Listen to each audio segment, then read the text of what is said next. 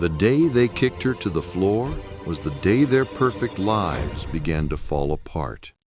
The classroom fell silent. A shoe skidded across the floor, striking a desk leg with a sharp metallic clang. Laughter echoed, cruel, hollow, bouncing off the white walls. At the center of the room, a girl sat on the ground, her cheek pressed against the cold tile, her books scattered like broken pieces of her pride. Her name was Ava. Her mistake? Daring to be different. No one moved. Not the teacher. Not her classmates. Only the sound of her trembling breath filled the air. Quiet, humiliated, unseen. But what none of them knew was that this moment would destroy far more than her peace. It would ruin lives. Ava Johnson had been at Westfield High for just 3 weeks. She'd transferred from a city school, bright, ambitious, and hopeful. Her mother had worked 2 jobs to move them into a better district, believing education could protect her daughter from the world's unfairness. The building smelled like polished wood and new paint, the hallways lined with trophies, a picture of opportunity. But to Ava, it didn't feel like opportunity. It felt like walking into someone else's world. Every day she sat alone. Her classmates whispered when she passed. They didn't shout slurs, that would have been too obvious. Instead, they used silence as a weapon. Desks that used to be full suddenly emptied beside her. Notes went missing. Partners refused to pair with her. The teachers noticed, but never intervened. Still, Ava smiled through it. She told her mom things were fine, that she was fitting in, that she liked her teachers. But inside, she carried a quiet ache, the kind that doesn't bruise the skin but sinks into the heart. Then came the group project, the one that would teach teamwork.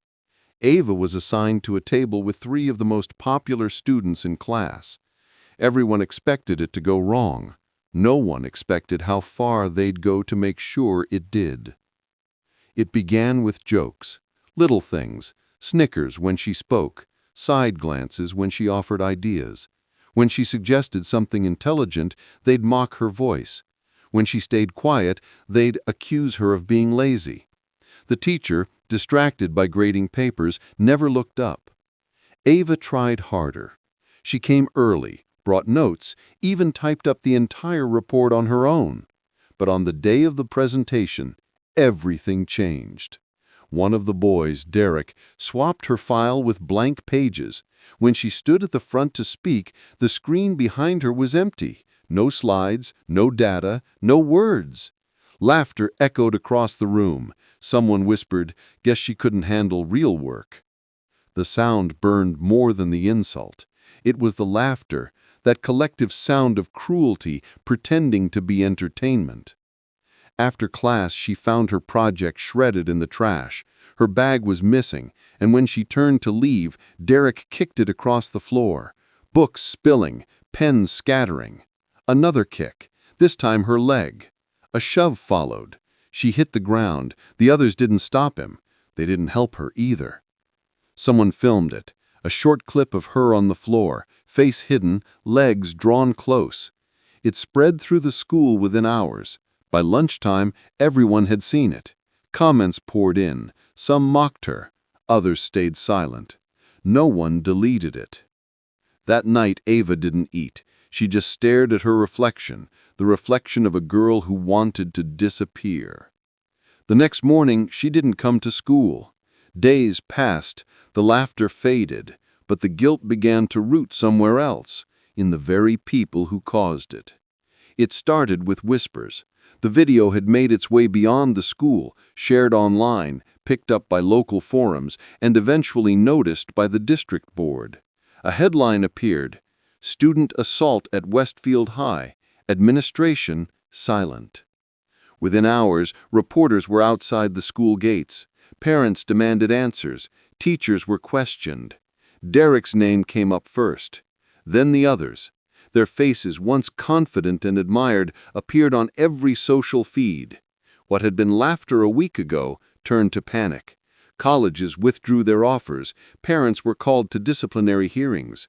The silence that once protected them now betrayed them. But Ava wasn't there to see it. She was in a hospital room, recovering from the emotional toll, quiet, eyes distant, fingers tracing the flowers her classmates had sent in an apology. She hadn't spoken to anyone except a counselor who told her something she'd never forget. Sometimes your silence is stronger than their noise. The students responsible faced expulsion. One transferred out of state, another withdrew entirely. But for all their punishment, the true sentence came from within. Guilt that echoed every time they scrolled through the video. Every time they saw her name trending, they wanted it to disappear. But some things don't fade when the internet remembers. Months passed. Ava returned to school, not as a victim, but as a voice. She began speaking to younger students about kindness, bias, and courage.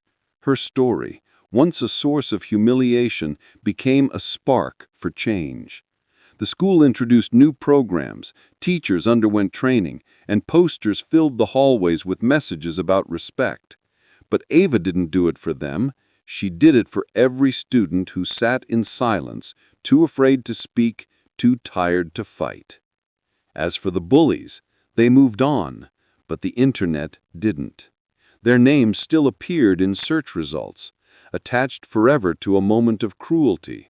Their lives weren't ruined by Ava's revenge, they were ruined by their own choices.